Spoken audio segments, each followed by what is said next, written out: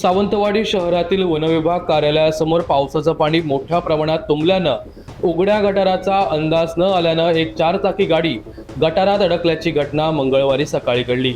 अखेर टोईंग व्हॅनच्या सहाय्यानं ही गाडी बाहेर काढण्यात आली। सुमारे 15 दिवसांपूर्वीच या ठिकाणी मोरीचं काम करण्यात आलं होतं, मात्र संबंधित अधिकारी आणि ठेकेदाराने आवश्यक ती दक्षता न घेतल्यानं हे पाणी रस्त्यावर तुंबलं असून याचा नाहक मनस्ताप नागरिकांना सहन करावा लागत आहे। मंगळवारी सकाळच्या सुमारास सदर चारचाकी गाडीचे चाक पाण्यात न दिसणाऱ्या गटारात अचानक अडकले।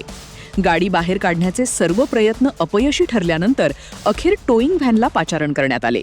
व्हॅनच्या मदतीने गाडी बाहेर काढण्यास सुमारे 1 तासाचा अवधी लागला। या दरम्यान रस्त्याच्या दोन्ही बाजूंना वाहनांच्या लांबच लांब रांगा लागल्या होत्या। यामध्ये अनेक एसटी बसेस आणि प्रवासी वाहने अडकून पडल्याने प्रवाशांचे प्रचंड हाल झाले। या मदत कार्यात पाणी पुरवठा सभापती प्रतीक बांदेकर यांनी स्वतः पुढाकार घेत सहकार्य केले। दरम्यान एका पोलीस कर्मचारी महिलेचेही दुचाकी या गटारात अडकली। स्थानिकांनी ही गाडी बाहेर काढण्यास मदत केली।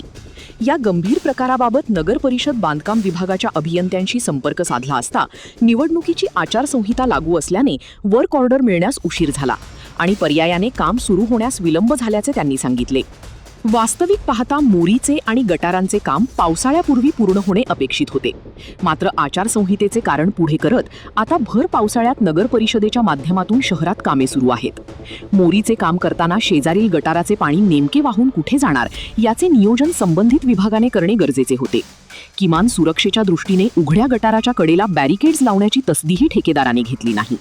आजची दुर्घटना घडल्यानंतर आणि नागरिक अडचणीत सापडल्यानंतर प्रशासनाला जाग आली आहे। नगर परिषदेच्या या ढिसाळ नियोजनामुळे सावंतवाडीकर संतप्त भावना व्यक्त करत आहेत। तसेच भर पावसाळ्यात अशा पद्धतीची कामे कशासाठी काढली जातात असा संतप्त सवालही आता नागरिकांमधून विचारला जात आहे।